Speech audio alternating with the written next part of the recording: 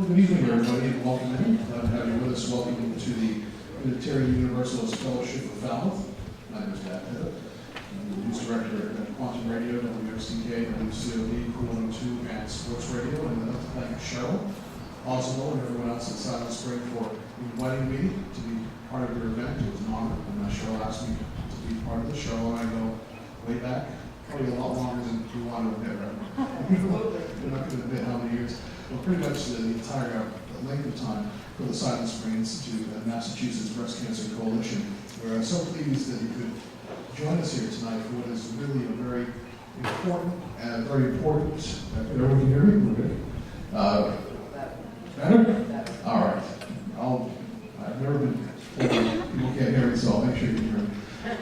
We are here for a very important night to recognize the 20th anniversary of the Silent Spring Institute and the Massachusetts Breast Cancer Coalition. Your being here today is testament to the fact that you understand what a critical public health issue this is. It was actually Cheryl Oswald who helped really educate me early on when I first came down to be a news reporter here on Cape Cod, and I remember meeting with her, and she really kind of laid out the situation and explained to me what it is Silent Spring was going to be doing and what this issue is and how important a public health issue it is here on Cape Cod. We all know that unfortunately Cape Cod has the highest incidence of breast cancer in all of Massachusetts, and at the state level Massachusetts is third in the country in terms of breast cancer. So tonight we're going to have some great presentations. We're going to find out what research has been done over the last 20 years. We'll hear from experts about what's happening going forward as Silent Spring looks ahead to the next 20 years. We're looking forward to having a panel discussion as well and hearing from the executive director of the Silent Spring. We're going to start things off with a 20th anniversary video of Silent Spring, where they've been over the last 2 decades. Direct your attention to the screen and we'll take a look at our 20th anniversary video.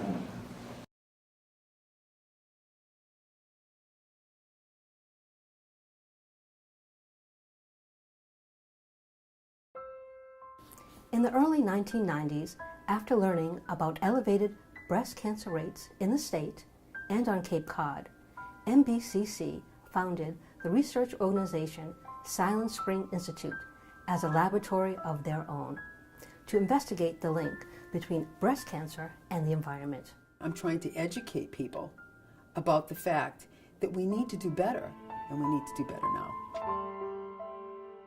We don't want the statistics to stay as they are, 1 in 8 women. We don't want to see younger women being diagnosed. We don't want children to be left without their moms. We want to put an end to breast cancer.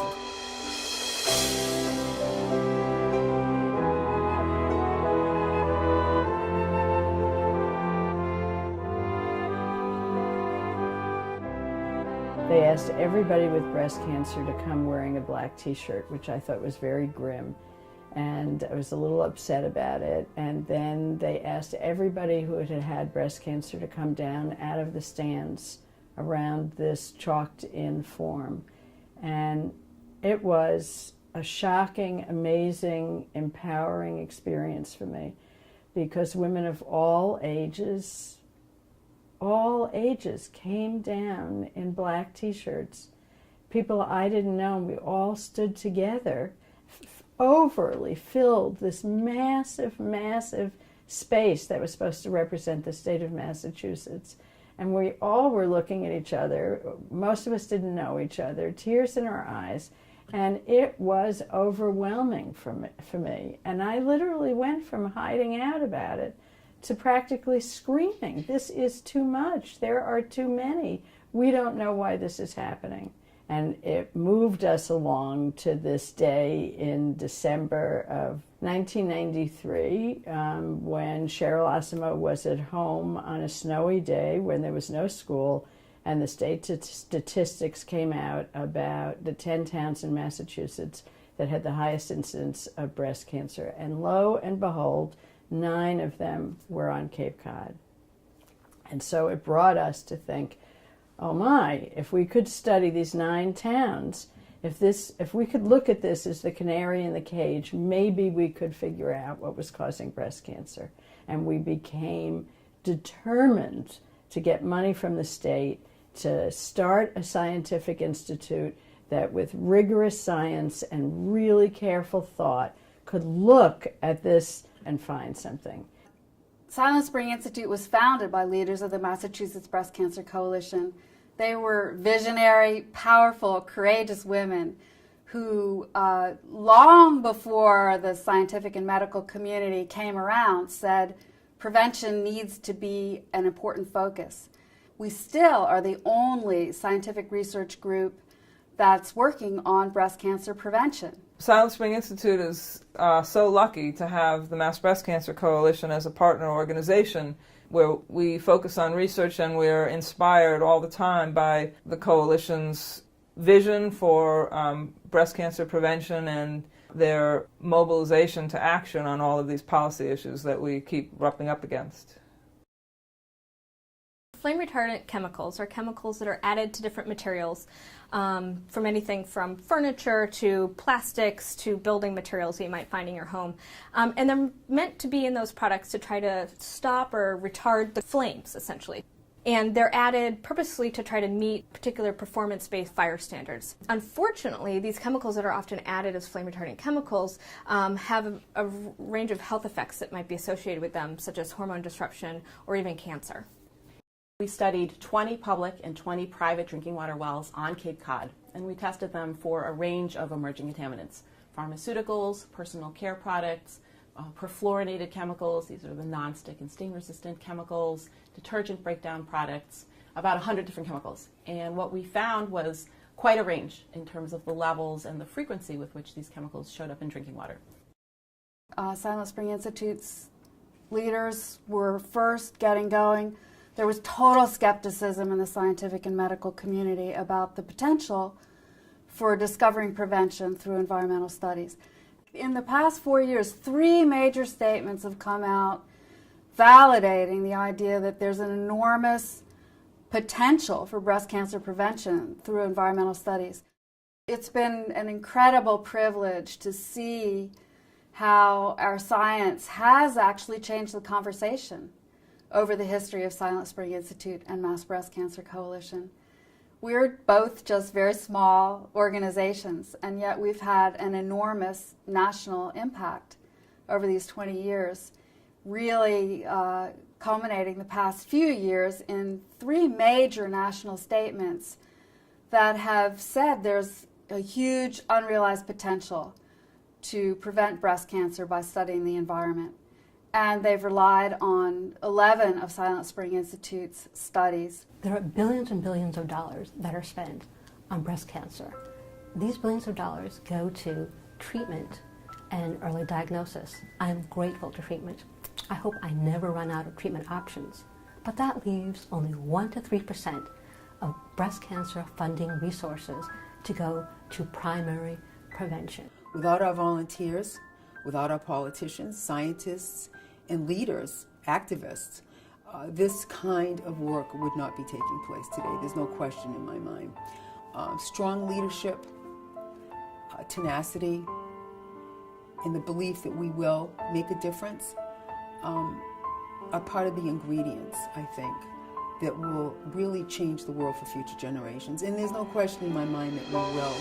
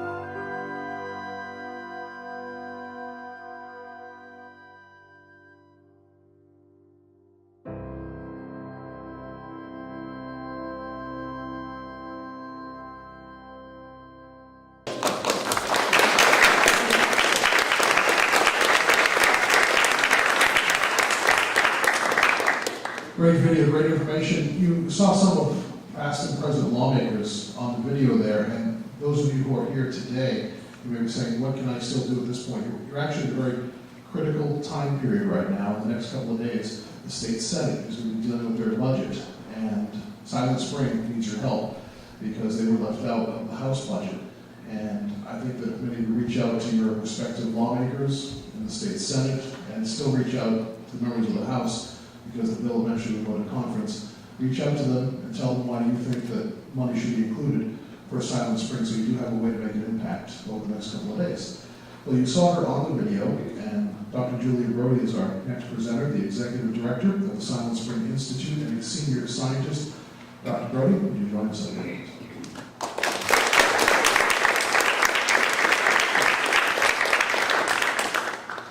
Thank you so much. So it's really wonderful to be here. There are so many of you here in this room who were the stars of that inspiring story that we just saw. I'm just awed by the way that all of you, legislators, breast cancer activists, Cape Cod residents, participants in our research have contributed to creating this institute and building our success over these 20 years. You really took a completely new approach to the problem of high breast cancer incidence on the Cape. Mass Breast Cancer Coalition approached this by creating your own scientific team accountable to breast cancer activists and to serve public health, not to make profits off of new treatments or diagnostics. We, of course, want better treatments. But this was a completely new lab of our own for women all across the country who look to us now to figure out what's causing breast cancer and what we can do about it. So you are really the center of this 20th anniversary celebration, and I thank you so much. We're going to have the opportunity later to recognize many of the individuals here, but I do want to just take a moment right now to say thank you in particular to Cheryl Asimo.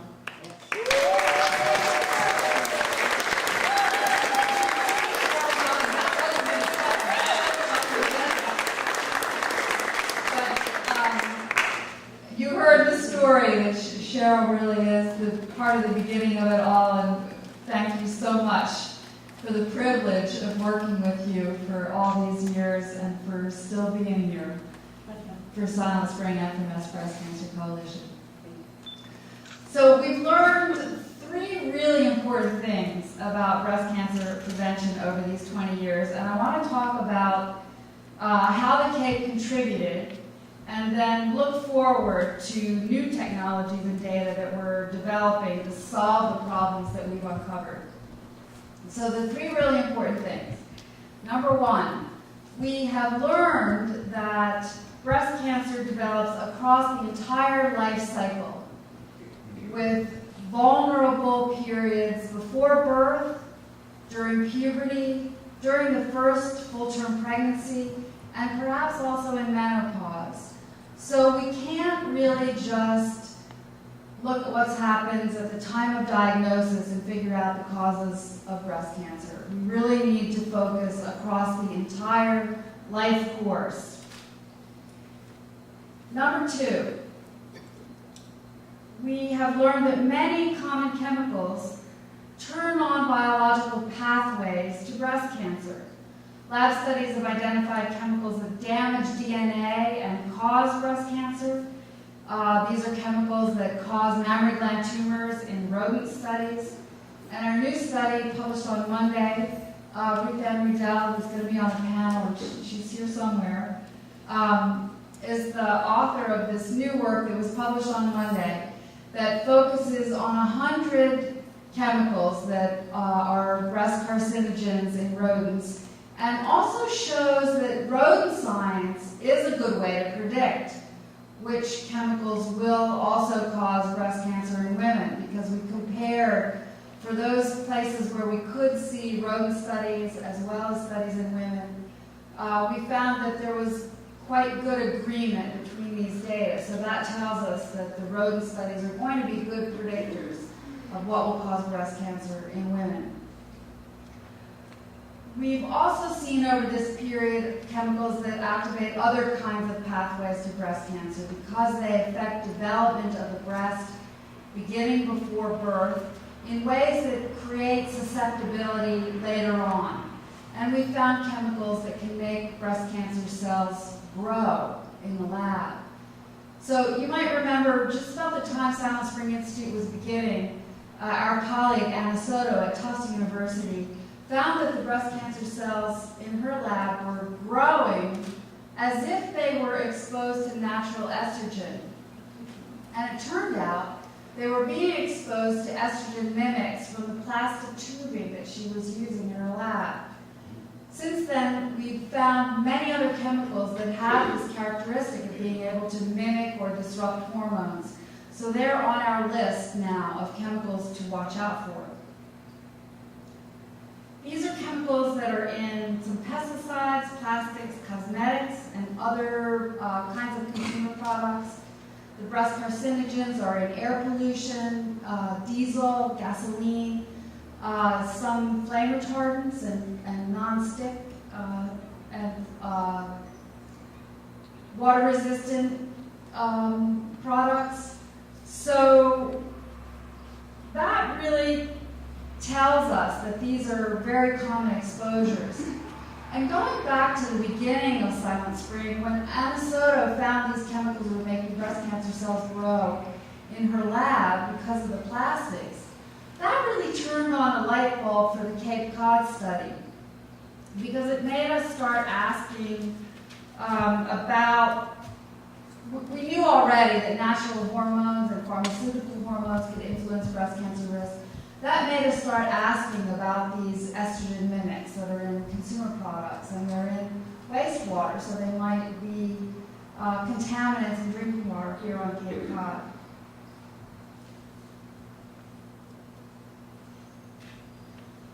So this led us to the question of what are the major sources of exposure, and could Cape Cod women have different sources of exposure that could be driving breast cancer incidence here.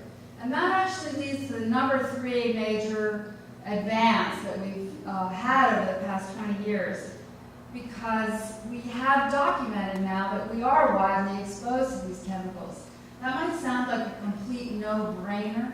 If these chemicals are in consumer products, why wouldn't we be exposed? But the reality is that 20 years ago, at the beginning of the Cape Cod study, manufacturers were asserting that these chemicals in consumer products stayed in the consumer products. They were asserting that the BPA that was in food can liners stayed in the food can liners. And the Cape Cod study was really the first to show that they could be found in groundwater. We detected them in groundwater in our studies here. And that was the beginning of the evidence that these chemicals in consumer products were a major source of human exposure. The household exposure study, which also began on Cape Cod with 120 homes here. I know there's some people in this room who volunteered and opened their homes to our scientists. That was really the evidence that showed that household air and dust contained many different hormone disruptors, sometimes at quite high levels. They were quite abundant. These chemicals from plastics, pesticides, and all the products that we take for granted were resulting in substantial exposures in homes. On the Cape, we began focusing in particular on 2 hypotheses. One about the intensive use of organic chlorine pesticides like DDT, primarily for gypsy moth and mosquito control, and through many different kinds of uses. And we also were focused on drinking water contaminated by wastewater, primarily from septic systems. And we began exploring more broadly these household exposures that are common here, but also common elsewhere.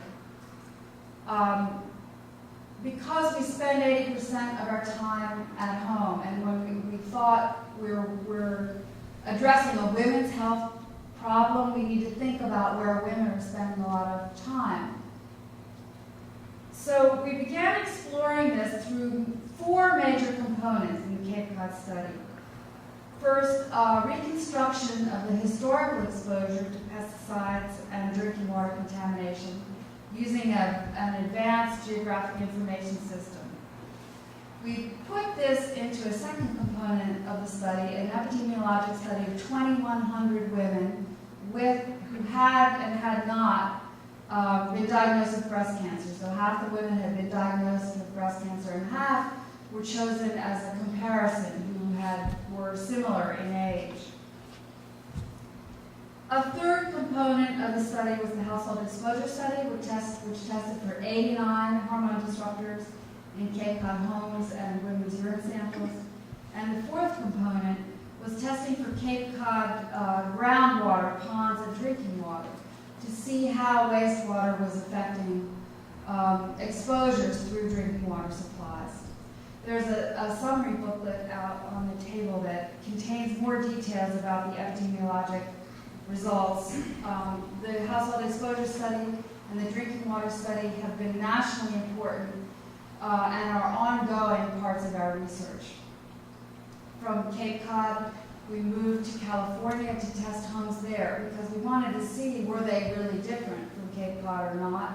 We're testing now in homes in Boston and Cincinnati, and this has become a major resource for understanding exposures to hormone disruptors nationally. So briefly, looking at the results of the study, we found very sadly that women who lived more years on Cape Cod had higher breast cancer risk.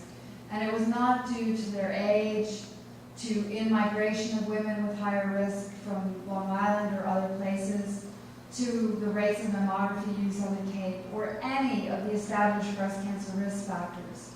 So sadly, this strengthened the hypothesis that there were other environmental factors playing a role in the higher incidence here on Cape Cod. Since then, our colleague Ann Ashenbrow at Boston University has found evidence that drinking water contamination has played a role in breast cancer risk in some particular areas within the Cape. For example, those areas that have the improperly prepared drinking water pipes. We did our best using the most advanced geographic information system to reconstruct the drinking water exposures Cape-wide and historical pesticide exposures. For example, we tracked down the maps that had been used by the pilots when they were spraying for gypsy moth. But in the end, we were not confident that we had captured all the important aspects of women's exposures, and in particular, we weren't able to study exposures early enough in women's lives, partly because many women on the Cape had moved here as adults. And we know now that it's very important to capture those early exposures to understand breast cancer risk. But there is a study in California that sheds light on this, just as our household exposure study has been important information for others all around the country. We also have learned from studies that have happened elsewhere. And in Oakland, there was a study that collected blood from women who were giving birth at an Oakland hospital in the 1950s and 1960s. And that blood was stored so that 50 years later, they could test it for DDT. This is a unique study because we have these blood samples from women who were mostly in their 20s, and the samples were collected during the time in the 50s and 60s when DDT was actually in use, not years later after it was banned in 1972. And this study has a natural experiment contained within it because DDT went into use in 1945 on the Cape. It began to be used here in 1948. So the women who were giving birth in the 1950s and 60s, some of them had been exposed as girls, but some of them were older, so that they had matured before DDT went into use. And this study found that among the women later in life who had the highest levels of DDT in their blood when they were giving birth in their 20s, and who were also under 14 when they had been exposed to DDT, had 5 times higher breast cancer risk than the women who had the lowest levels of DDT in their blood. So this study provides unique evidence that the hypothesis that DDT in early life may affect breast cancer risk is substantial and is something that may be a factor in the breast cancer risk that we saw 50 years later. Ironically, though, one of the most important things that came out of the Cape Cod study was from our frustration with those information gaps that we discovered. When we found that we, try as we could not do a good enough job to reconstruct exposures across a woman's lifetime, that forced us to come up with a different model of how we should drive breast cancer prevention research. There are thousands of chemicals in use today and new ones coming into use all the time. And when we realize that we need to know about exposures across the 60 years that breast cancer could develop, that tells us that traditional epidemiology is not going to be the way to do breast cancer prevention research, because we don't want to find out 60 years from now that the chemicals that we're using in our hand lotion are increasing breast cancer risk. So we were forced by the knowledge gaps in the Cape Cod study to articulate a new model. And our new model says that we are going to build and act on the strength of evidence, knowing that proof will not be our realistic goal. We're not going to do experiments on women or wait 60 years to find out the causes of breast cancer. Instead, we're going to study chemicals in the lab, find out what they do biologically. Are they active on pathways to breast cancer? Then when we find those chemicals that are on a biological pathway to breast cancer, we're going to look to see how women are exposed to them. And when we have the evidence that women are widely exposed, we're going to take action to reduce those exposures based on the strength of that evidence.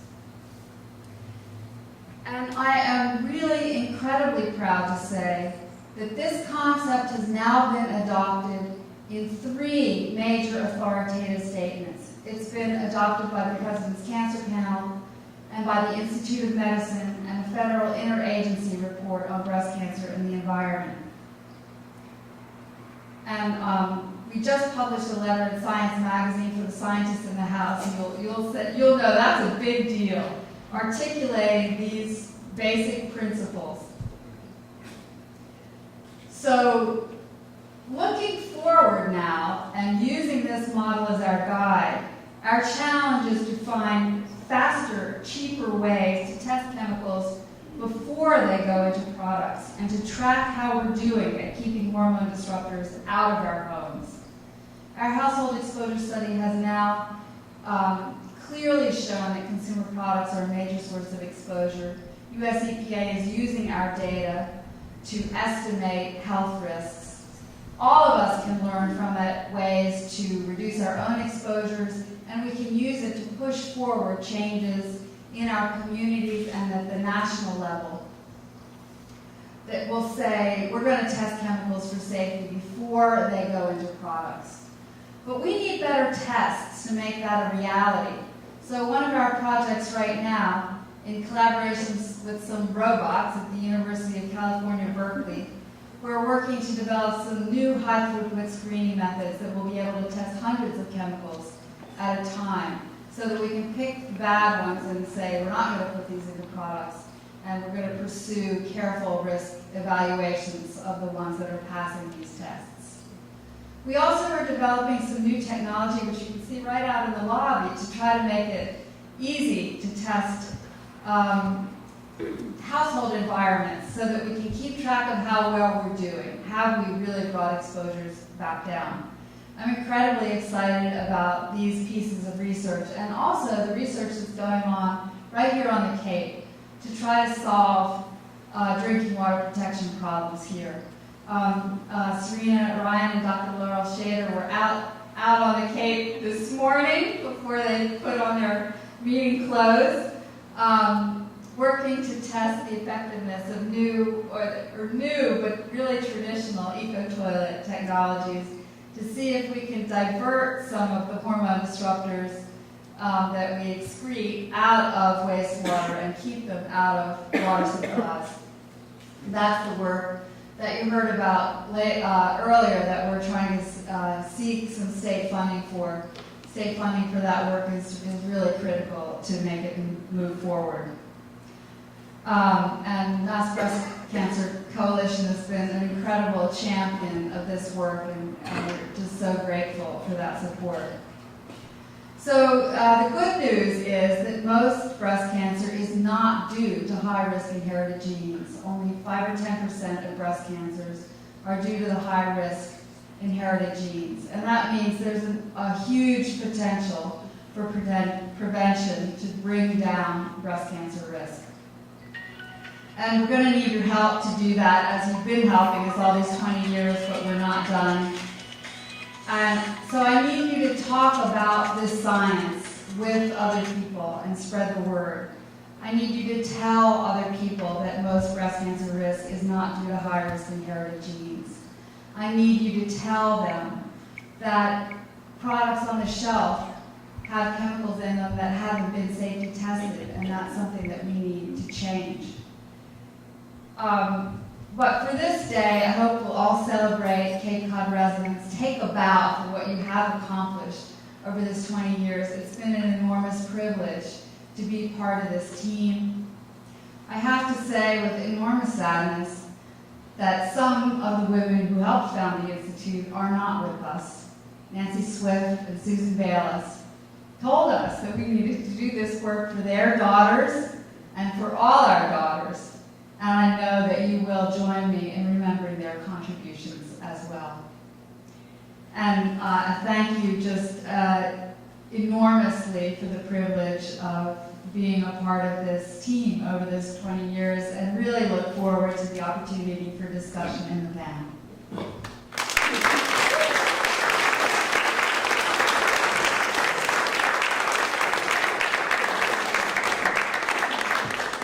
Thank you, Dr. Brody. All right, let's get our panel seated up here to my left, and we will have some presentations.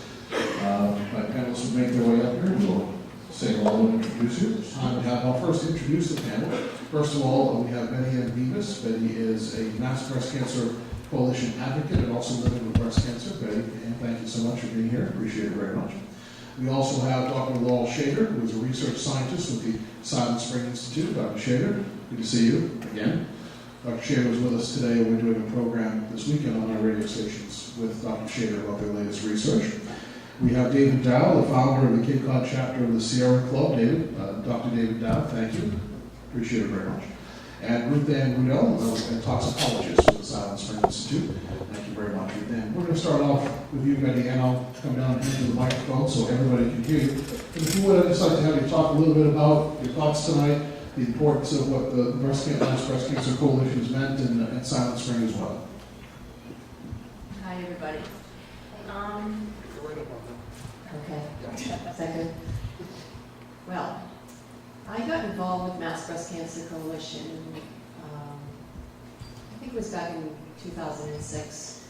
I went through breast cancer treatment in 2003 and met Cheryl at a class that I was taking at UMass Boston. And in my Women's Studies book, it was talking about the pink ribbon. And I started to do some research on it, and I started to find out that I wanted to do something else than the pink ribbon. And when I met Cheryl, I said, I'll find you in a couple of years. And I called her like 2 or 3 years later and got involved with Mass Breast Cancer Coalition and Silent Springs, and I have been working the events and helping out with the events, and it helped me to change a lot of what I was doing in my life with I love research, so when I went on Silent Springs, it was just wonderful to find all this research that had gone on and that is still going on. So for me, it was a more of that looking at the prevention piece instead of the detection and let's look at how do we prevent this. And living on Cape Cod, it was that whole piece of what was going on Cape Cod, because so many people. I mean, I went to have my mammogram, and 2 days later I got a call. I had breast cancer, and I'm like, wait a minute. So it opened up my eyes to. I didn't know any statistics. I didn't know anything that was going on. I never thought I would have breast cancer. So it just was an eye-opener for me, but it also helped me to become more involved in my community and more involved in what was going on here on Cape Cod. So, I don't know what I can say. That's good. We'll come back to you later. I'll just speak loudly. I'll shout so you can hear me. We'll keep the microphone over there. If you pass it down to Dr. Laurel Schaider, a research scientist with the Silent Spring Institute. Doctor, if you talk a little bit about your research and maybe some of the things we talked about today in terms of where you are with looking at water-based issues here. Sure. Thanks so much, Matt. Thanks everyone for coming tonight. It's great to see so many familiar faces and some new faces in the crowd here. So my background is in water chemistry and environmental engineering and public health, and I'm really interested in how chemicals move around in the environment and how people may ultimately be exposed to them. Silent Spring Institute, as Dr. Brody mentioned, has been doing water quality research here on the Cape for our whole time here. And we're motivated by it's actually a hypothesis by our first executive director, Harley Strauss. We thought, well, is there something different about the water here on the Cape? We've got 85% of residents who have a septic system. Those septic systems, leach out chemicals into the groundwater, and what does everyone drink here on the Cape? Everyone drinks groundwater. So is there a connection? Is there something different here? We've got this sandy soil in our sole source aquifer. So that was kind of the motivation to get us going to do water quality research. And we've been focusing on hormone-disrupting chemicals and other chemicals or contaminants of emerging concern.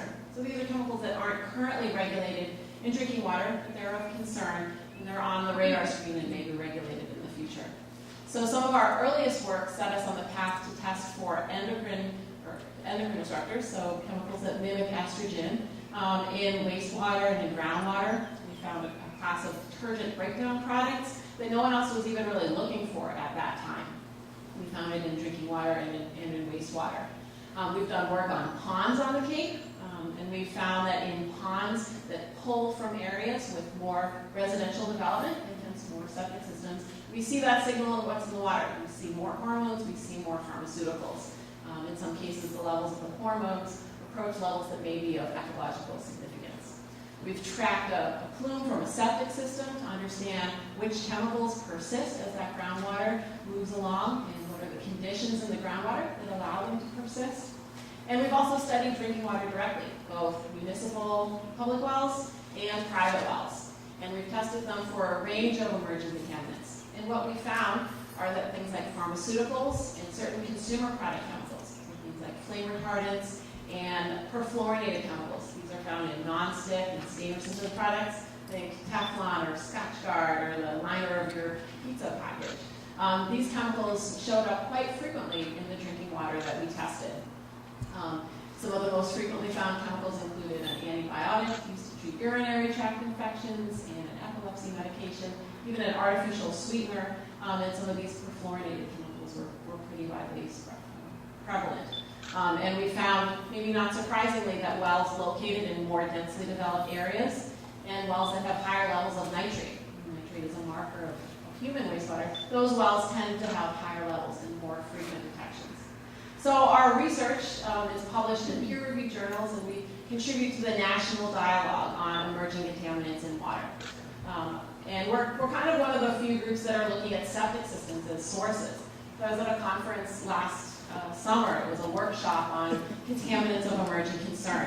And there were professionals from large public water utilities, big wastewater treatment plants, public health researchers, government officials, and researchers. And everyone thinks about a big wastewater treatment plant dumping into a river or into a lake or coastal water. Like that's where all the research money is. That's what environmental engineers are trained to think about. I'm an environmental engineer by training, and I never heard the word septic system, even though a quarter of Americans have one. So I've been learning a lot about them firsthand these past few weeks by doing some sampling in them. And so we're able to contribute this unique perspective. There is something unique about the Cape in that nearly everyone has one, and it's so densely developed. But it's certainly not the only place where we might expect septic systems to be affecting drinking water quality. So we're contributing to the national dialogue, but of course our roots are here on the Cape, and we want to make sure that our work is informing the discussions that are going on right now on the Cape about water quality. So we all know that nitrate and phosphorus are big problems here. We know about coastal waters and ponds that have too many algae from nutrients. And the emphasis is on how do we reduce nutrient loading into these systems. And we just want to make sure that at the same time that people are thinking about, well, how should we treat our wastewater differently? Should we sewer? Should we think about alternative wastewater strategies? That they also have in the back of their mind, or in front of their mind, hopefully, what are these emerging contaminants going to be doing as well?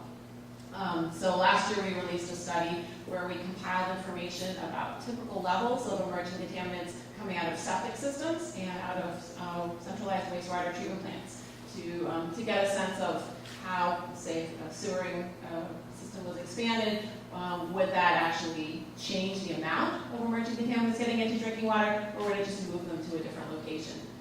And we actually found that the levels were pretty similar. I guess I would have thought that a big engineered wastewater treatment plant would do a better job in the same way that it does for nutrients, but the levels were actually pretty similar. So that helps thinking about general groundwater models on the Cape. Everyone has heard a lot about how the nutrients are affecting ponds and coastal waters. And so we want to kind of overlay our results and make sure that we're also protecting drinking water quality at the same time and not trading off coastal water quality for drinking water quality. As Dr. Brody mentioned, we were out today sampling some septic tanks. We're piggybacking on the Eco Toilet demonstration project that's going on right here in Falmouth. So homeowners are putting in urine diverting and composting toilets as an alternative strategy, a lower energy, lower cost way to get the nutrients out of their wastewater. And we're curious to see what happens to the emerging contaminants at the same time, which ones are effectively diverted. Looking ahead, we are hopeful that we'll receive state funding to continue our important work. We would like to conduct studies on herbicides, and that's an important topic near and dear to many people's hearts here, and we want to get a better understanding of which herbicides may be making their way through groundwater and into drinking water. But we also want to understand other exposure pathways as well. So what happens when these chemicals end up inside people's homes? We know from our household exposure study that DDT persists in people's homes. It has persisted many decades after it was banned. And so how are these other chemicals lasting inside people's homes? And we'd also like to conduct some additional studies on these non-stick and stain-resistant chemicals that we found to be so common in drinking water, understand if they're coming from septic systems or what the other sources are. So we hope that we'll receive funding from the state to continue this important work. And I'd just like to wrap up by saying thanks for being part of this team. It's really been a privilege to work with the other scientists on our team, and I've learned a lot about both the science and about how to communicate our research to a general audience. And thanks to all of you for coming.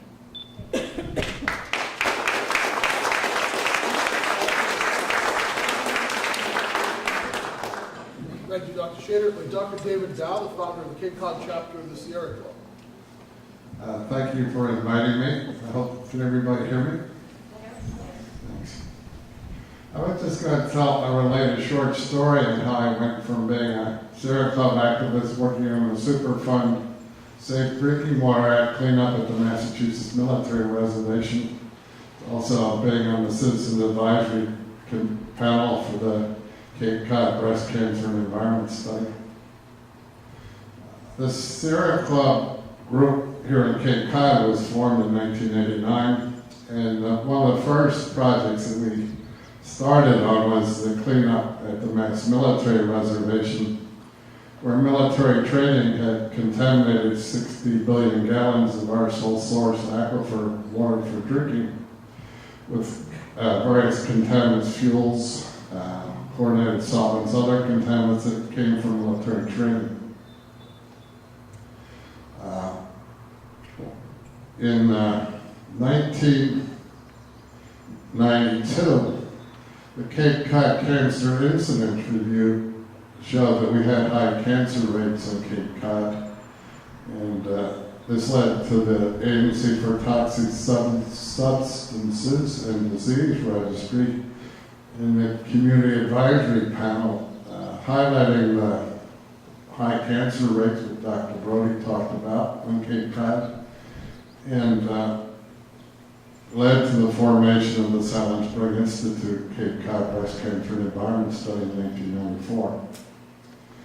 In 1997, the Department of Defense funded a study by the Agency for Toxics, ATSDR, and the Massachusetts Department of Public Health to look at high cancer rates in the industrial area in Hyannis and also adjacent to the Massachusetts Military Reservation, which is currently known as Joint Base Cape Cod. One of the consequences of this study was that they formed, they had an advisory, the Community Advisory Panel was focused, especially a number of their activists, on lung cancer rates and the association of lung cancer with the military training related contaminants from the base. And since these meetings were quite divisive, around early 2000s they set up a meeting to discuss the future of this health study and also what they should study and what the contaminants of concern should be. So they had a meeting, and it turned out the Community Advisory Panel boycotted this meeting. But Cheryl Osimo and I were the only ones to attend, and neither of us were involved in these studies. So we sort of floundered around trying to figure out what advice to provide to the government. And so as a result of that meeting, Cheryl and I formed a friendship, and as you know, Cheryl's quite persuasive, so she convinced me to join the Silent Spring Institute, the Community Advisory Panel, back when they were doing the household exposure studies and developing the GIS mapping of the cancer incidents on Cape Cod.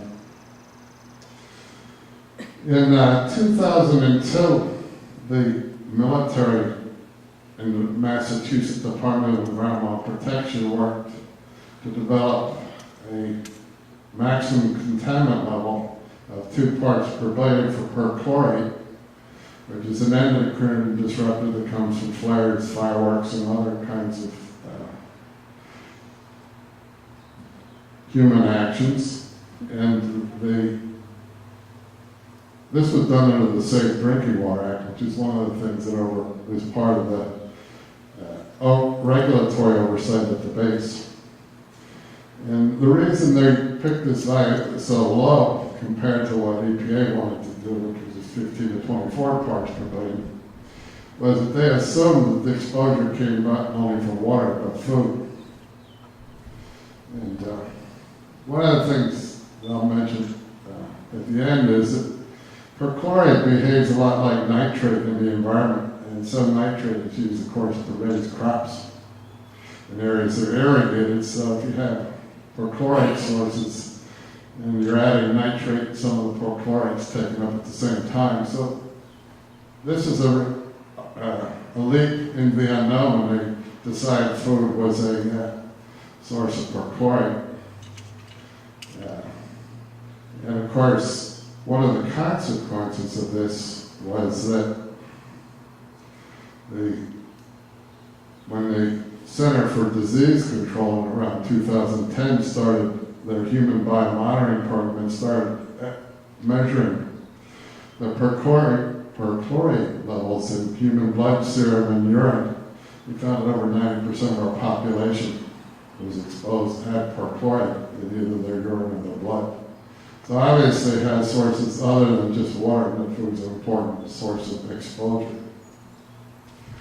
So that brings me closer to the present. One of the things that resulted from the fact that I stopped working on the cleanup at Joint Base Cape Cod in 2009 was I joined the Sierra Club's Toxics Activist team. And one of the projects that we completed in 2013 is we developed a contaminant of emerging concern fact sheet, which you can see copies of out in the lobby. And there's a sign-up sheet out there if people want to get PDFs, because there are a lot of hyperlinks in this fact sheet. They're easier to utilize if you have a PDF and a hard copy. But we were helped in development of the contaminant of emerging concern fact sheet by Laurel, Schaider, and Janet Ackerman, who worked for the Silent Spring Institute, which were technical advisors. Also, Sue Fallon of Green Cape helped with editing the fact sheet to make it more accessible to the public. And so in November 2013, this group was recognized, the Contaminant Emerging Concern fact sheet was honored with the Sunshine Award at the Rachel Carson dinner here at the Unitarian Universalist Fellowship of Founding. And even though I represent the Sierra Club, this is a group effort involving people. More recently, in April of 2014, the Massachusetts Breast Cancer Coalition issued their own booklet on contaminants of emerging concern, focus on the medical community, and it's an excellent resource as well. As most of you know, these chemicals are generally unregulated by the government, state or federal, and so the Sierra Club fact sheet wanted to help people reduce exposure in their homes and also to support grassroots campaigns to do something about some of these chemicals. The final thing I was going to mention is one of the things I decided, at least since I'm involved in the wastewater dialogue here in Cape Cod, and a member of the Upper Cape Section 208 Watershed Water Quality Planning Working Group, was I wanted to have contaminants of emerging concern added as pollutants of concern, which are currently limited to nutrients, nitrogen, and phosphorus. And I made a specific suggestion that since perchlorate acts a lot like nitrate, which is one of the major contaminants they're concerned about, they should use perchlorate as an indicator of potential pollution by contaminants of emerging concern. So 2 birds with 1 stone. So I hope that the Silent Spring Institute gets funding for their work here in Cape Cod to examine contaminants of emerging concern in eco toilets and other non-traditional wastewater technologies. Thank you very much.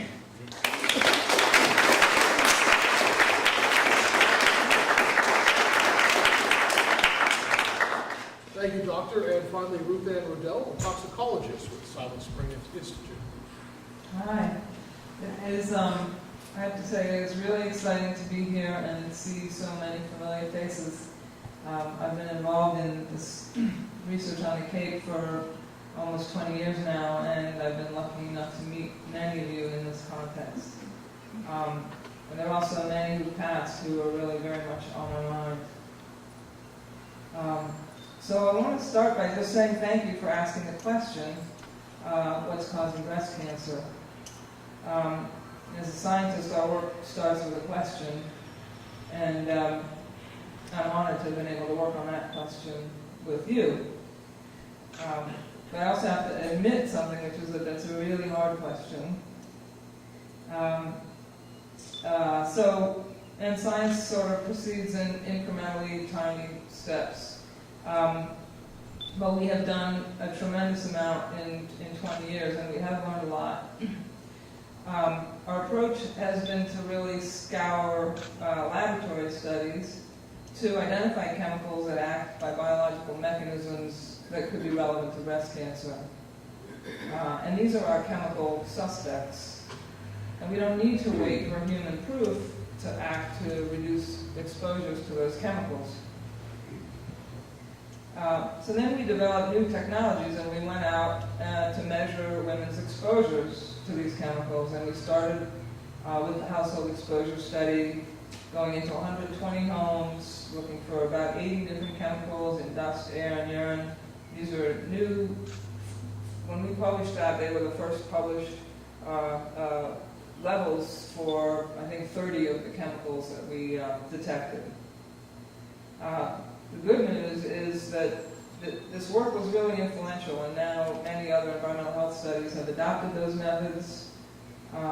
And in fact, EPA recently concluded that indoor and consumer product exposures are like some of the most significant sources of exposure to commercial chemicals, and they've turned their focus to how to predict those exposures, and it's put momentum and movement for reform of the TSCA law that regulates chemicals in commerce. I think I have time for one sort of specific story about what we found here when we did the work, the household exposure study. So around 2001, there were some reports in the media about PBDE flame retardants in blood and in breast milk, and in the U.S. being sort of higher than in Europe. And so we were the household exposure study was already underway, but based on that, we decided to add the PBDE chemicals into our analyte set of chemicals we were going to look for. And we did, when we produced that data, those were the first measurements in dust in the U.S., and the levels in dust were about 10 times higher than what had been reported in Europe. So people were thinking about that, and people also were thinking, well, where is this exposure coming from?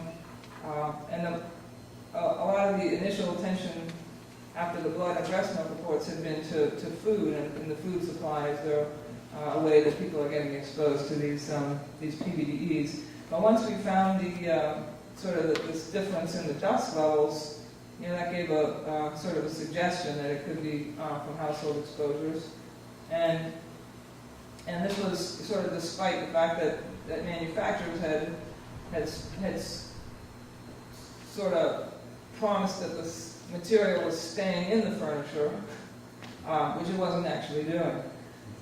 We extended the household exposure study after the Cape to Northern California, and in the intervening time, other studies were done in other parts of the U.S. They found the same thing that we did, 10 times higher levels than in Europe. When we went to California, well, the levels were another 10 times higher in California than they had been on the Cape or in other parts of the U.S.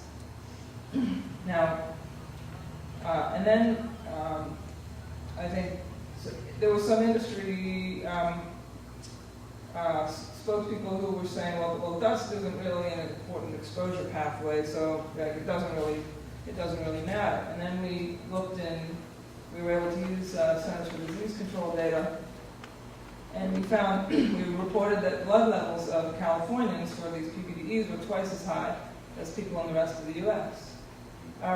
And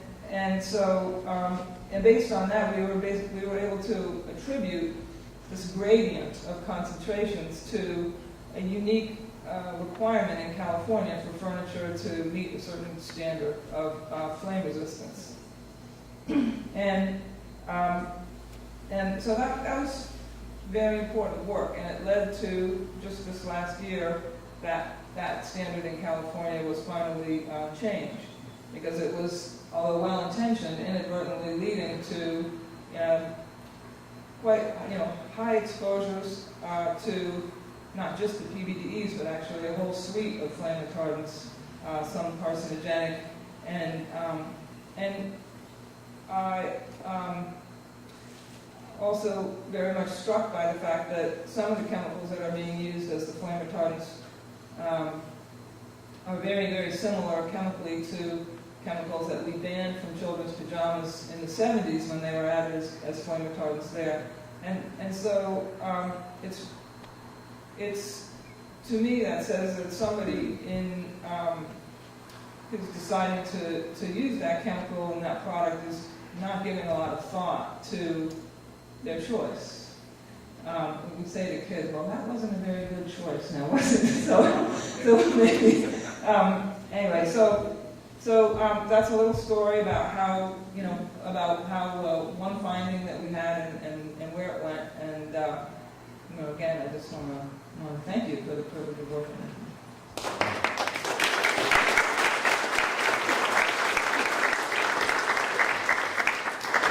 Thank you, Ruthann. And I promise Cheryl will keep us on time. I will do that. I'll keep us on time. But we do have an opportunity, if you'd like to have any questions asked, more than happy to have our esteemed panel answer some of their questions, as long as our panel is okay with that if they have any questions. From any of the items you may have heard about, from toxicology to research to advocacy, I'd love to open up to any questions that you may have for our panel. Who wants to break the ice? Yes, ma'am, please, in the back. The high rate of Maybe you just stand to in mind so we can all hear. Great, thank you. the high rate of breast cancer, being tracked for at least 20 years, so you're identifying different reasons for it. I was just curious, has it been the same, or is it getting more and more intense? Whoever wants to go first. Julie might be the best person to answer this question. Come on back. That was one of those hard questions. Hey, you break the ice. So when we started the Cape Cod study, breast cancer incidence was about 20% higher on the Cape than in the rest of the state. Right now it's about 16% higher than the rest of the state. So it hasn't changed a lot. And in fact, that's been one of the things that's really surprised me, that the higher incidence on the Cape has kind of held up over this whole time. And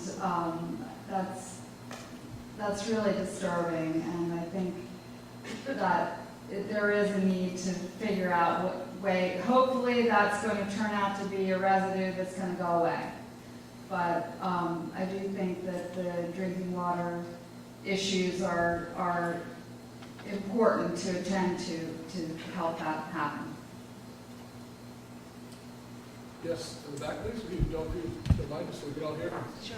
Thank you very much. Well, it's really clear that funding is a critical issue to continue the important research that you all have been doing. So I'm wondering exactly where, I know Matt alluded to it, but now after hearing more, exactly where is the sister house, the Senate, with this particular line item of funding the Silent Spring work, and what's the leadership of Senate President Therese Murray doing about it? I'm gonna Cheryl, if I could, I'm gonna bring you over to respond to this question. The question was, we mentioned earlier on that the House has left out funding, that you're still hoping that the Senate can come forward, and obviously as it goes to conference, get that money back in. So the question was, basically, if you could just give us a status. Where are we right now with the whole Senate proposal, with the money getting to the Senate? Also, the question you're asking about where's the Senate President on this at this point. Thank you, Liz. Excuse me. Now, how do you use the microphone, Cheryl? Thank you. Thank you. So we worked hard along with the Cape delegation and state representatives throughout the state of Massachusetts to try to get the funding that we requested passed through the House of Representatives. Everyone worked very hard. It didn't happen, but that's not to say that a strong team of volunteers at the Massachusetts Breast Cancer Coalition, citizens throughout the state of Massachusetts, and again, our own Cape delegation really worked hard on this. I'm very pleased to let you know that Senator Dan Wolf has agreed to champion the state funding request that we're making, and I feel hopeful that he will succeed in getting some of the funding that we need to continue to do this important water research here on Cape Cod. And I know that Senator Therese Murray, Senate President Therese Murray, has been very supportive throughout the years. Sure, like I said earlier, there's still time for people to reach out. Absolutely. Absolutely. Certainly, if you call I see Bev Pichelli back there. Bev Pichelli is one of the presidents, former presidents of the Massachusetts Breast Cancer Coalition, saying, Cheryl, tell them to call, tell them to call. You know, when we call, we need to politely call and request that they please support our request. They want to help us. They just need to hear from you to let them know that you're interested, that you care, that you think that this research is important. And when you do that, it galvanizes them and others around them to support the effort so that we can hopefully get this passed through the State Senate. Thank you, Bev. One of my teachers, and Liz, of course. Any other questions? Yes? Yes, I had a question, I'm not sure who to address it to on the panel, about the wastewater treatment plants and their efficacy in dealing with these emerging contaminants of concern, and sort of compare that to, say, self-composting toilets. We think that, you know, a wastewater treatment plant is a magic fix and will automatically give us clean water, but of course the water comes through pipes and there are many different factors. But could you address that issue? Sure, that's a great question. So I'll recap. So the question was about the efficacy of wastewater treatment plants at removing these emerging contaminants. So septic systems and wastewater treatment plants were not designed to remove emerging contaminants. They were designed to deal with pathogens and solids and kind of conventional pollutants. And so these other chemicals have always been in wastewater, and we're using more chemicals. So there's more chemicals going into the wastewater treatment plant. So some chemicals will break down just on their own. Some will stick to the solids and end up in the sludge. So it's good for the water, bad for the sludge. And some things don't like to stick to solids, and some things don't break down, and they will end up coming out of the wastewater treatment plant. What we found last year was that sort of within an order of magnitude, that what concentrations of certain emerging contaminants coming out of the septic system and coming out of the wastewater treatment plant are comparable. And there's a lot of caveats to that. But we kind of look at conventional systems in both cases. Many wastewater treatment plants have advanced treatment steps that will remove or at least transform. So another chemical form, maybe we know less about it. And same with septic systems, they're advanced systems. There are also shortcomings. We know many septic systems fail. We also know sewer lines can be leaky. We know that wastewater treatment plants chlorinate their wastewater to disinfect it. So that can lead to new chemicals of concern. So some chemicals will get through and some won't. That's a long way of saying that. If you think about an alternative, such as a composting toilet, so you have to think about where the emerging contaminants are coming from. So pharmaceuticals, many of them are excreted by people. That's thought to be the largest source of pharmaceuticals getting to the environment. So when you have drug take-back days, like that's a good feel-good moment. I think it does help with some low-hanging fruit in terms of reducing pharmaceuticals getting into wastewater, but we're basically the biggest source. So pharmaceuticals we would expect, for the most part, to be diverted, but not necessarily. There could be behavioral things like people do flush their medications and things like that.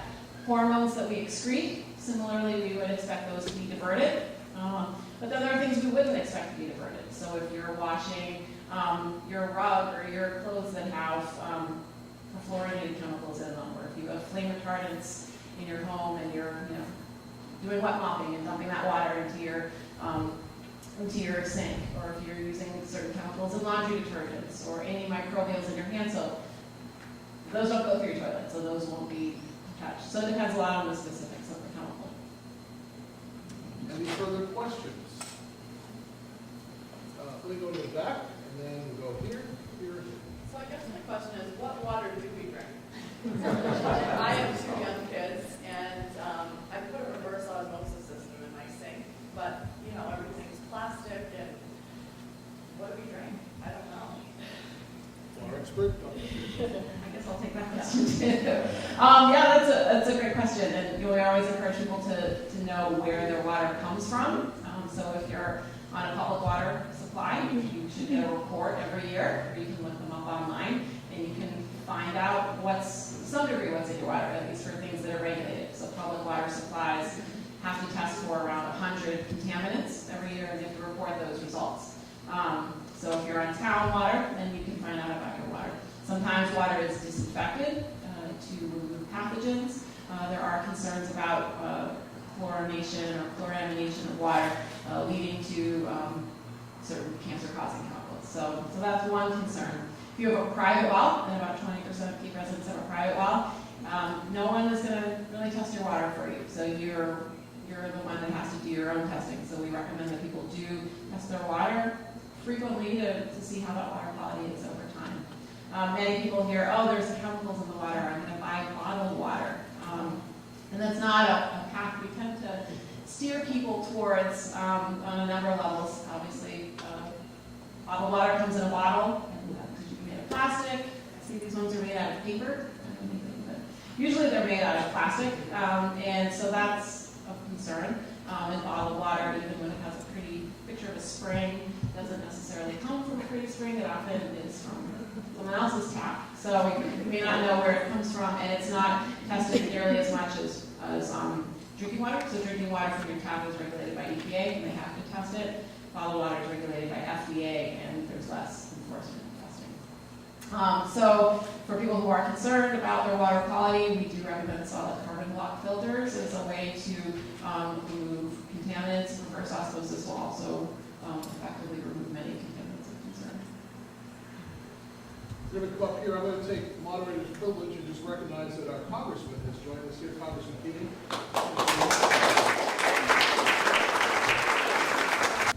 Specifically on the amount of international peer-reviewed medical literature indicating that in at least some breast cancer cases, there's strong associations with a number of different kinds of viruses. And also associated with that, the literature is showing that environmental chemicals can, whether they're endocrine disruptors or other mechanisms, can cause immunosuppression, allowing any of these various viruses to become entrenched. Oh, thank you for that question.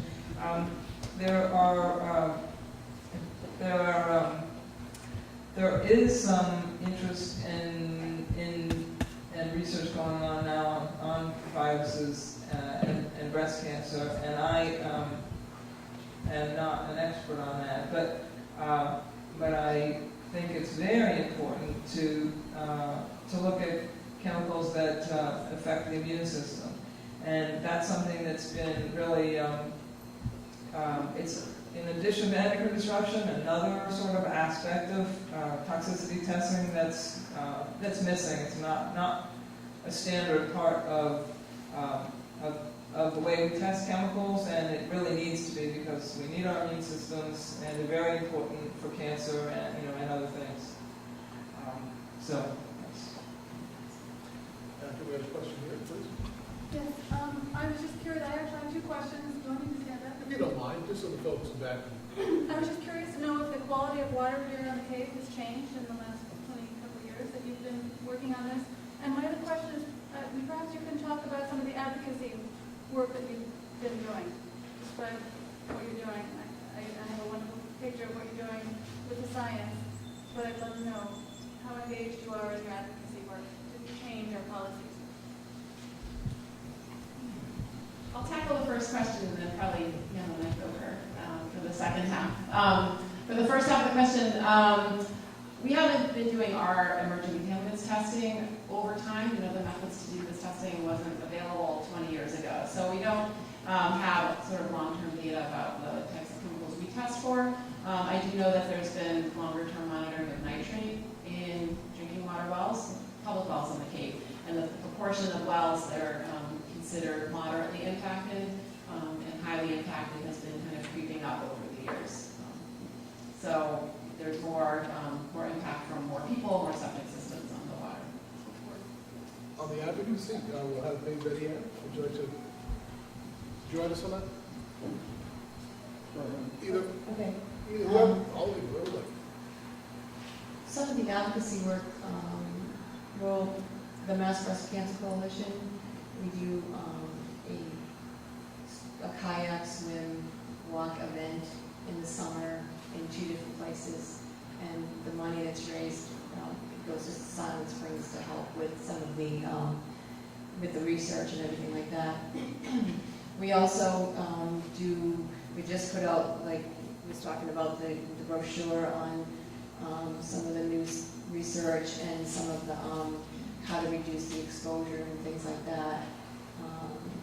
We advocate to our representatives, always emailing or calling, and we advocate, like I've sat at the grocery store with the table, and people have come up and asked questions, and it's something like people don't know about the prevention piece. It's always about giving money towards some other kind of Susan G. Komen, the pink ribbon, and things like that. But when you can talk to people about prevention, I've sat at the grocery store, like I said, and try to educate people. I think to me it's more educating people about Cape Cod and prevention, trying to prevent, and Silent Springs, what they're doing. So. I was just going to mention that we use a lot of, locally for the Sierra Club, we use a lot of non-traditional venues to distribute the CEC fact sheets. So we go to health and safety fairs in different towns. We exhibited at community and faith events and environmental justice events. We had a blood drive here at the church, and we handed them out there. Yeah, so I think it's important to get out to non-traditional members of the public who are not environmentalists. Of course, the Toxics Activists team has they're planning a national webinar on the fact sheet, and they're distributing it, widely throughout the Sierra Club. But I think the key is to do stuff at the grassroots and reach out to non-traditional people. Thanks. And we're always looking for people to help us out too. So if you're interested, you can come and talk to me if you want. It'd be great. We have Dr. Brody speaking this morning. I just want to add a word about that really important question, because one of the things that's really different about us as a science team is that when we publish our work in a peer-reviewed journal, we don't just go home. We really push it out there and feel an enormous responsibility to make our science matter. And just a couple of examples. Ruthann was talking about the flame retardants earlier, and we've been meeting with the Massachusetts and Boston firefighters because it so happens that the Massachusetts law refers to the California law. And so although we were successful with our partners in the advocacy community in getting California to change its flammability standard, we haven't gotten Massachusetts to update yet. So that's on the agenda right now, and we've been meeting with firefighters in Boston to try to get them to change their standard to match the newer standard in California. Earlier this week, I mentioned that we published a paper on Monday about 100 breast carcinogens that are the ones that we consider the highest priorities because they're very common exposures. And so right before the paper comes out, we get in touch with our network of allies in the advocacy community to let them know what's happening and talk about what this science means. Right now there's a very difficult situation going on with regulation of chemicals that are in consumer products. EPA does not have the authority that it needs to make sure that the chemicals in consumer products are safe. And there's been an effort over several years now to try to change that. We lost our champion with the death of Senator Lautenberg. And so a lot of the action has moved to the state level. About half the states are considering legislation that will make chemicals safer at the state level. In Massachusetts, we're really lucky to have the Toxics Use Reduction Institute working on these issues in the Toxics Use Reduction Act. And one of our scientists, Dr. Robin Dodson, is on the advisory board to that group. So we have an eye on, that's a place where we can make our science matter. But earlier this week, Safer Chemicals, Healthy Families used our new study to make an environmental defense, which is also following these national chemical policy issues, used our research to help explain why it is that we need to change this. And so we're trying to work through these, use our science to bring knowledge to the grassroots and also to the decision makers so that we can start making better decisions about using these chemicals in the future. We have time for one quick question before we go to our awards. If you're allowed to go over there, if that's all right. Yeah, oh, that's fine. That's that lady you haven't had it before. My name is Leah Franklin from Ruthann, and I want to thank everyone for a really very informative presentation, very touching in many ways.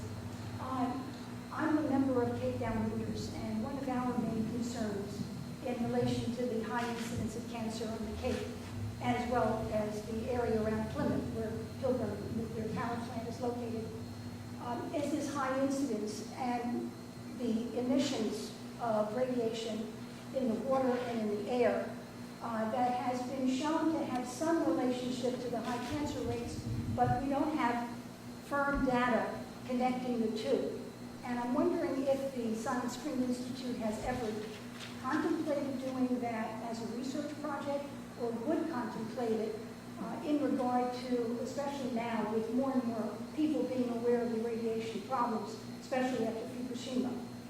So I'm wondering if the Silent Spring would be interested in pursuing that. Who wants to raise it? Dr. Brody? I'll give it to you. Okay. Yeah, we do know that ionizing radiation causes breast cancer. And I know that I think you've been in touch with Dr. Dick Clapp, who's been working on this issue for a long time. We have the greatest respect for him and for his work, and we know you're in really good hands with him as an advisor. He's a wonderful epidemiologist and very, very committed to public health, so I know you're in good hands with his advice. He is one of the founders of the Massachusetts Cancer Registry and has followed this issue very, very closely, and he's the best. I look at the clock. I have 2 minutes. I'll give it to Steve. You do want to give it to Steve Seymour, please. Just real quick, I know that fluorooctane sulfonate PFAS was found in some of the public supply wells. Do you know if there's been a follow-up in those purveyors of water, if they looked at how it's getting into their system, perhaps from certain groundwater pollution or whatever, and if they close wells to avoid having as much get in the distribution system, and if they're testing for periodically, that kind of thing. Has there been happening? Do you know? I don't know what the public water suppliers have been doing. There's a list that EPA comes up with every 5 years called UCMR, the Unregulated Contaminant Monitoring Rule. They're on number 3.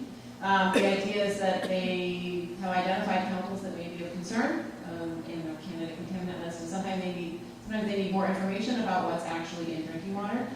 So they require large public water suppliers to test for these unregulated contaminants to give them a better sense of the landscape.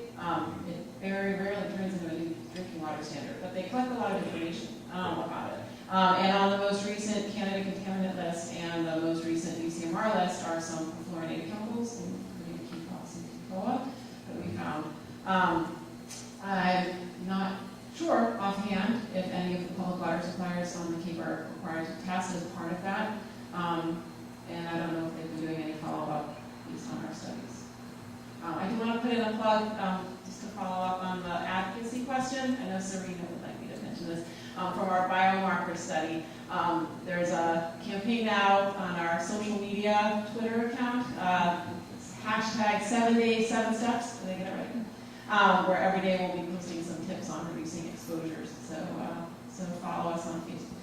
And how you can take action. And take action. Cheryl, I'm exactly on time. I'd like to thank our panel. If you give our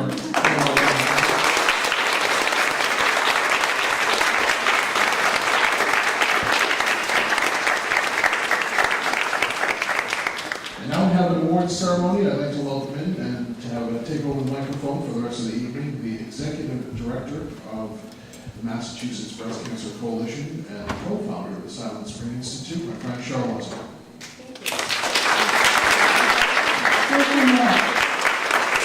A good friend indeed. And what better opportunity to thank all of the media who throughout the years have supported us and have helped us to educate the public about our work on Cape Cod and elsewhere. I'd like to just take a moment to recognize Cynthia Barakat, the chairwoman of the Board of Directors of Silent Spring Institute. Cynthia. And thank you for being here to traveling with Cape Cod. And also Dr. Kathy Ragavan, who I had the honor and privilege of sitting on the Board of Directors our star of the film this evening.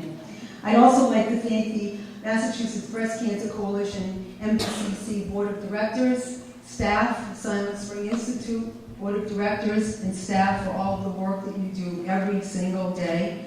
And of course our volunteers, Farley Lewis, Sylvia Connor, Jane Chase, Betty Ann Bevis, Betty Ann Bevis' daughter, who's followed in her footsteps, Jessie Bevis, who was instrumental in helping us with this beautiful film that you saw this evening. I'd like to welcome Reverend Murphy and ask him if he could please come forward. You here, Reverend Murphy? Okay, we'll catch him in a little bit. Bill Murphy. We've had the privilege of working with Bill Murphy for the past couple of years. He is the co-founder and the president of fundraisers and charitable fundraisers. And Silent Spring Institute joined this impressive team about 2 years ago, and he has done everything he could, everything in his power to help us along so that we could raise funds so we can continue to do our work here on Cape Cod. And I'd like to ask you to please come forward, Bill, because you deserve a great big thank you.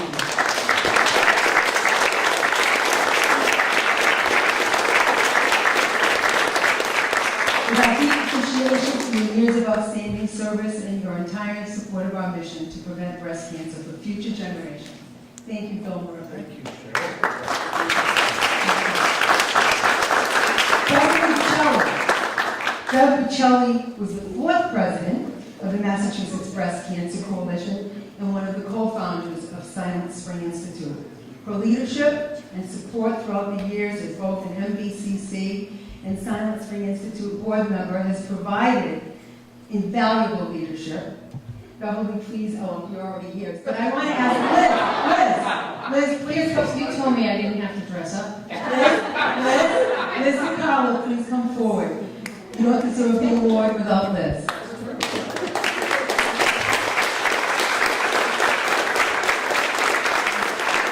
All pioneers, leaders, thank you.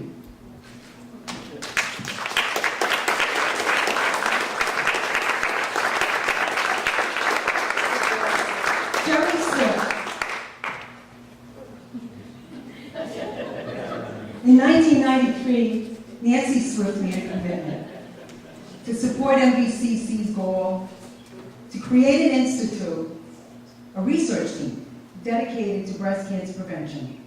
As one of the founders of Silent Spring Institute, Nancy felt great pride about being a part of our goal towards breast cancer prevention as one of our leaders and one of the people who were really instrumental in getting this funding started and reaching out to our state legislators and making it all happen.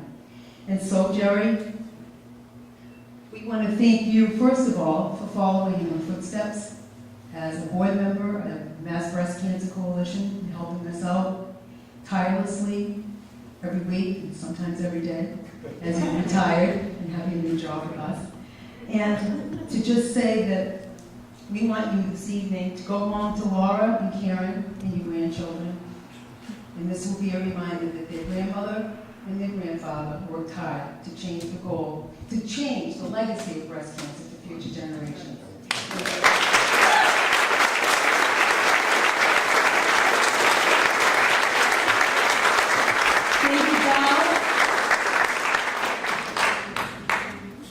Now, this is David Dow's file. So David, I just put on a tape all the time that it would take. So I'm going to simply say this, that you have been a lifelong environmental activist, advocate, and sought-after advisor to many environmental groups. And we are deeply indebted to you at Silent Spring Institute and the Mass Breast Cancer Coalition for your support throughout these many, many years.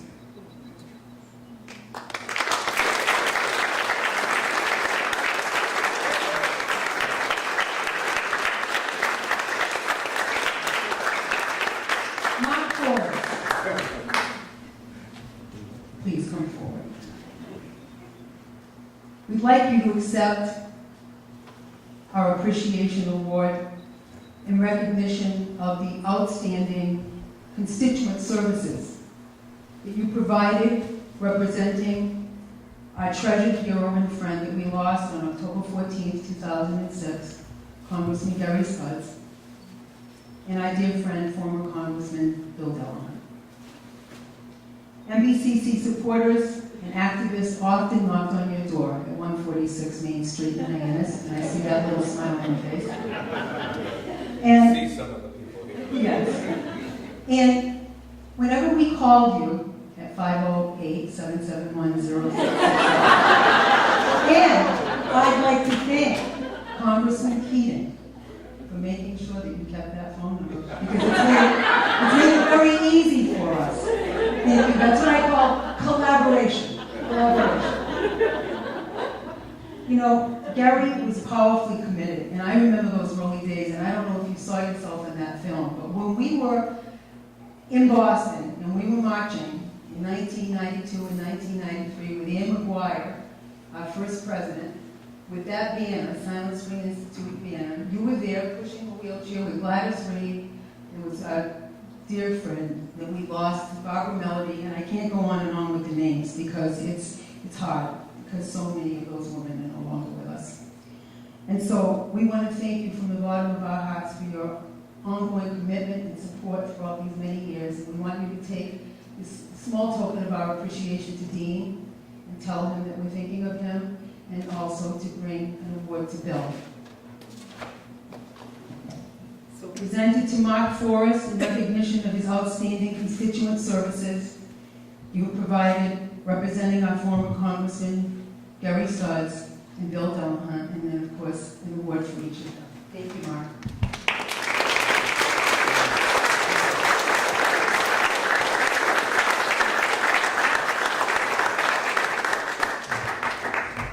Congressman Bill Keating, it is a pleasure and an honor to welcome our esteemed Congressman.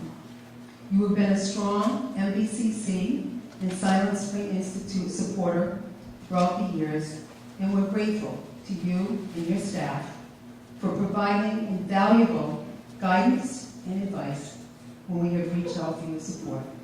Could you please come forward?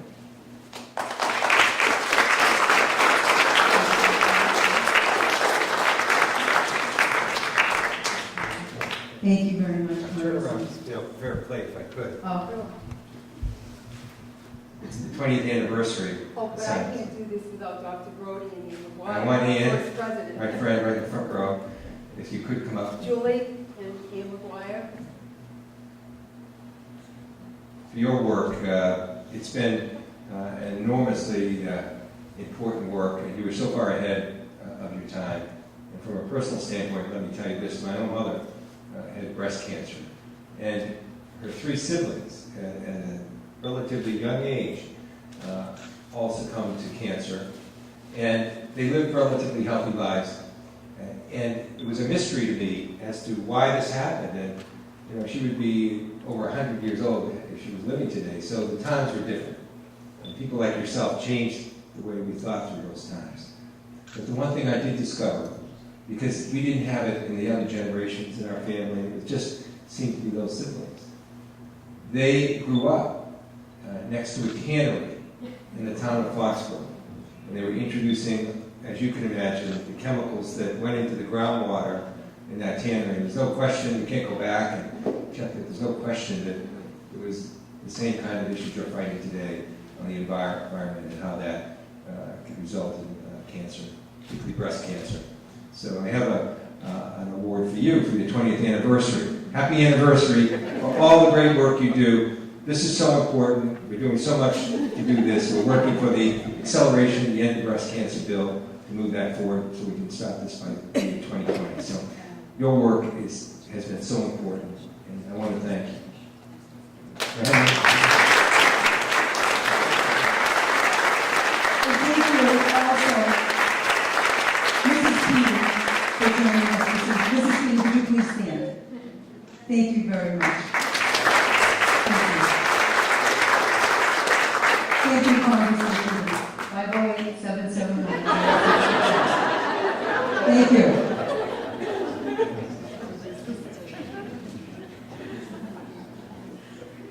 John Clem, 617, just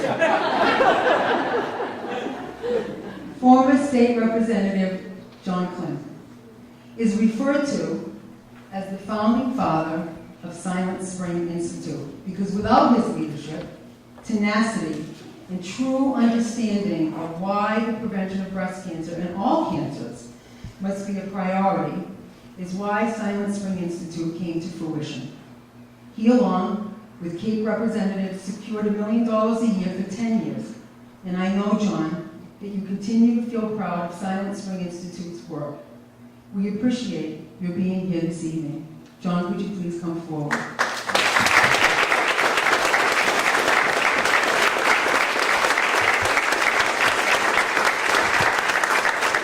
Our founding father. I think it might be grandfather then. It seems like last night that I began getting phone calls from Cheryl. And I was struck by her advice to you that when you call the present-day legislators that you do it, that you make polite calls, because I'm not sure that was part of the agenda back then. I guess that was an acquired trait. Over the years, we learned how to do it well. It's such an honor. It's such an honor to be with you. It's humbling. And I just wanted to thank not only Silent Spring and Ann and all of the folks from the Mass Breast Cancer Coalition, but you may know that while I was born and raised on Cape Cod, I've lived in another state for 3 years. And I've really had an opportunity to reflect. And part of that reflection is how truly blessed we are here on Cape Cod to have citizen activists, people like Sue Phelan and David Dow, and so many more folks. You don't always see that in other places. And I know that you know how blessed we are to have those advocates on our behalf. Thank you very much for your advocacy.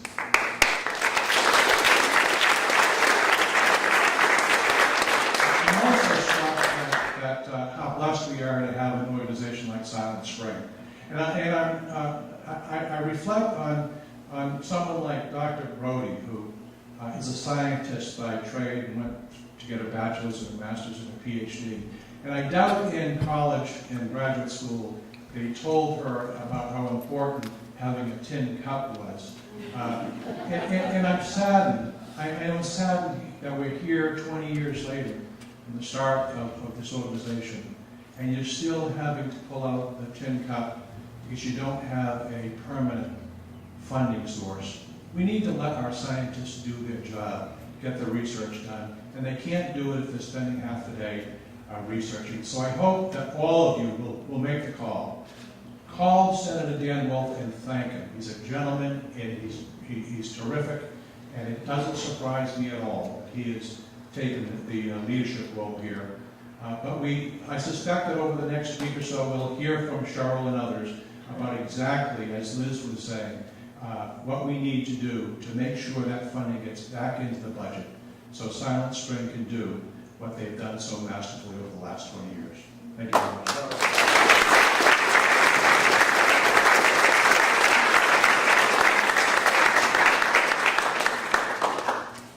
So we have a very special thank you award for both the Senate President Therese Murray and Senator Dan Wolf. Lance Lambros from Senate President Therese Murray's office. Thank you for being here with us this evening.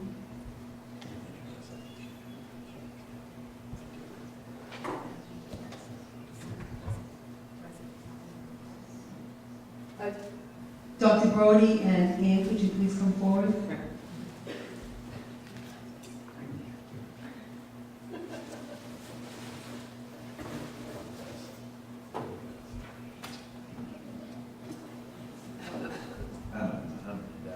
I'll Okay, project. go for it, Lance, go for it. You know, this is obviously an issue that's near and dear to the Senate President's heart and has been for a long time. And we just have a senatorial citation tonight to give the Silent Spring Institute. It says 20 years of vital research to discover the environmental causes of breast cancer and to protect the health of women on Cape Cod.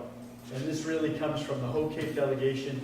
It's signed by the Senate President, Therese Murray. But we are fortunate to work with the Cape delegation from Sarah Peak to Cleon Turner, to former reps Shirley Gomes and Matt Patrick, Eric Turkington, Randy Hunt. They have a House citation here also. You know, we all understand this from talking with Jeff Perry and talking to, people that were there long before we were. We understood the importance of this. And certainly the Senate President has taken the lead on this, and we appreciate the support that all you folks give to Silent Spring, and you can count on us to continue to give that support. So on behalf of the Senate President, thank you very much.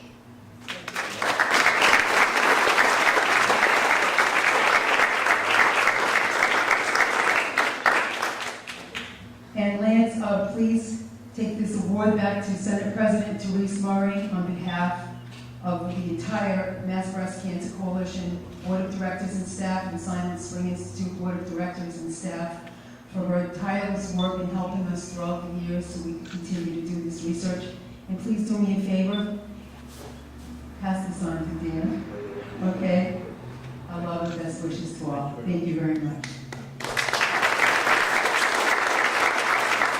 I see that Reverend Murphy is here. Reverend Murphy, could you please come forward? We'd like to thank you very much for hosting this evening's 20th anniversary. You've been most gracious, generous, and kind. And we'd like you to take this small token of our appreciation and hang it in your office and remember how much you mean to us. Thank you very, very much, Reverend.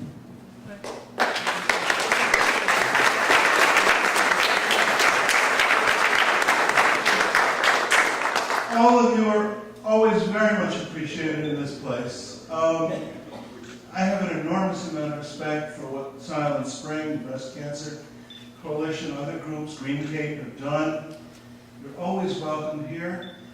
The congregation thinks highly of you. They're the ones who really deserve the award. And so I thank all of you. Bless you. Thank you, Reverend. I'd like to invite Brody Joyce, Falmouth Liaison for Representative Timothy Madden, to please come forward.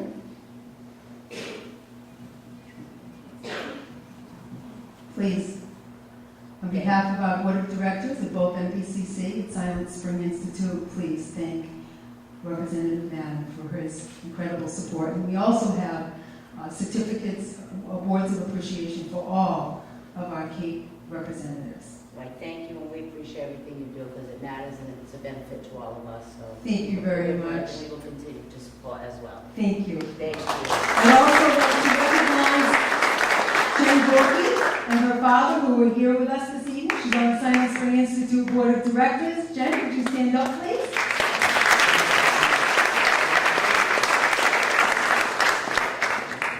And also to recognize Sue Phelan and Stephen Seymour from Green Cape and the many, many volunteers once again who help us all year long. Thank you very much. So this brings us to a very special time when we have a very special award that we want to give to a very special person. Our first president of the Board of Directors, our first president of the Mass Breast Cancer Coalition, and one of the co-founders of Silent Spring Institute, and Dr. Brody is going to make this presentation. Ann Quire, would you please come forward? Ann has been a mentor, a friend, a leader to many, who will truly go down in history, along with many of our presidents, most of all of our presidents of MPCC, as some of the greatest activists of all times. And Julie, back thank you for your work to change the world. A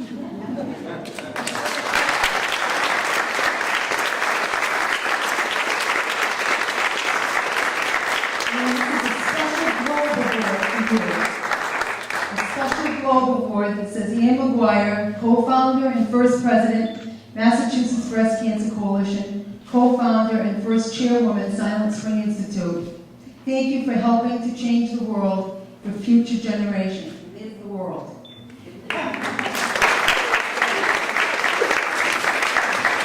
Cheryl said I could say a few words. I'm not sure, do I need the mic? I need the mic, okay.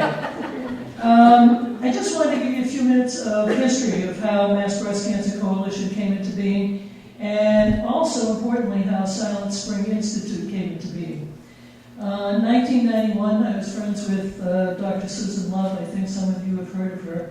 And I was part of the Women's Community Cancer Project in Cambridge. And there's nothing that makes an activist, for me anyway, who was being diagnosed with breast cancer.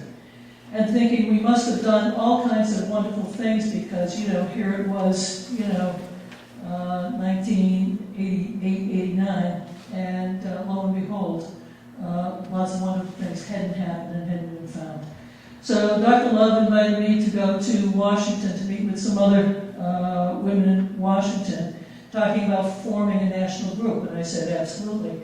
Went to Washington, we got together, and we decided to form the National Breast Cancer Coalition. And one of the things we wanted to do was you gotta have more research dollars. We gotta find out these answers.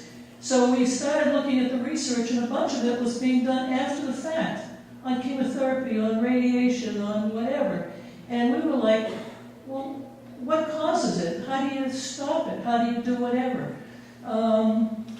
So we doubled the amount of research that following year federally to try and begin to look at some of the basic bench research. But we came back to Massachusetts and said, you can do this nationally, we're going to do something here in Massachusetts.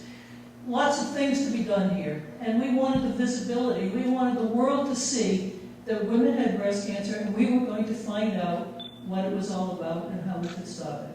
So in Massachusetts, whether you believe in mammography or not, there were no standards.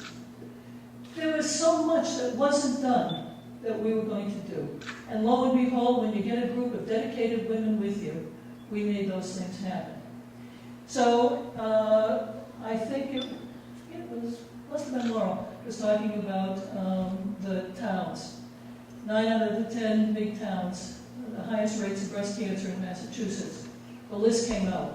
9 of them were on the Cape. Cheryl said, so what are we going to do about it? Okay.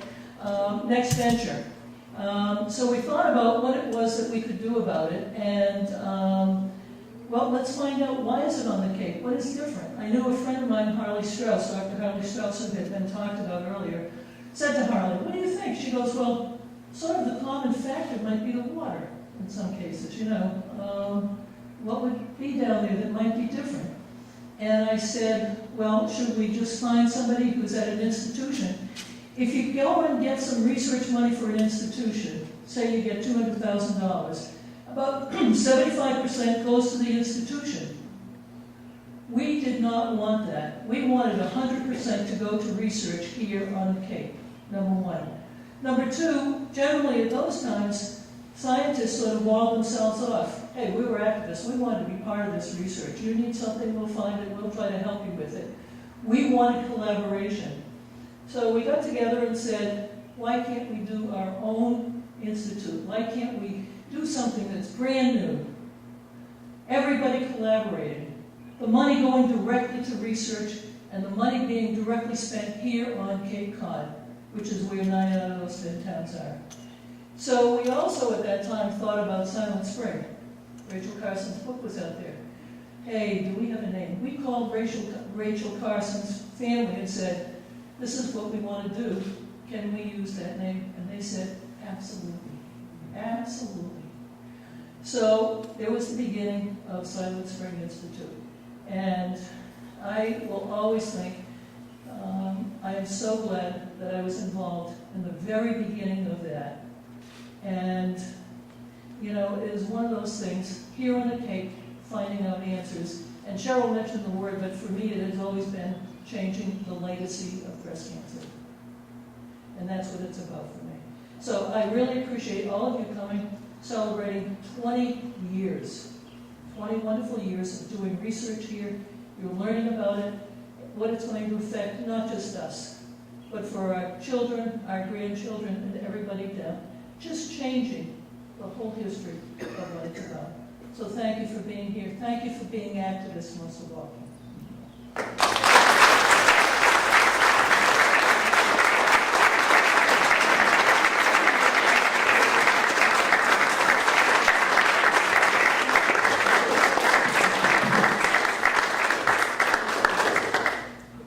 We have it in a, we'll put it in a nice box for you to take home. Show Harriet. Well, Ian McGuire, thank you.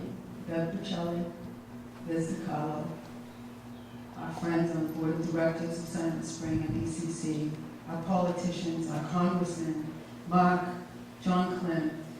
What a perfect evening.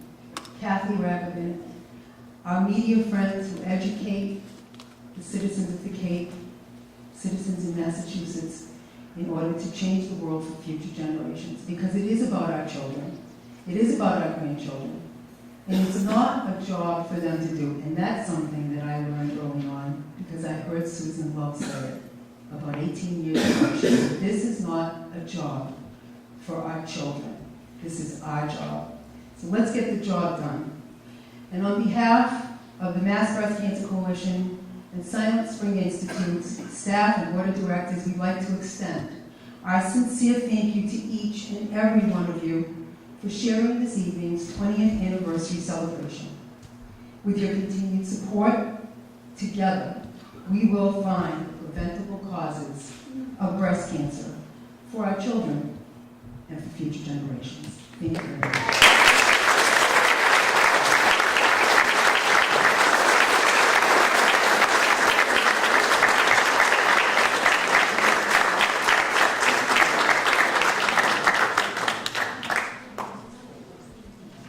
And a special thank you, of course, to Matt Pitter, who's always there for us. Thank you, Matt. We really appreciate your support.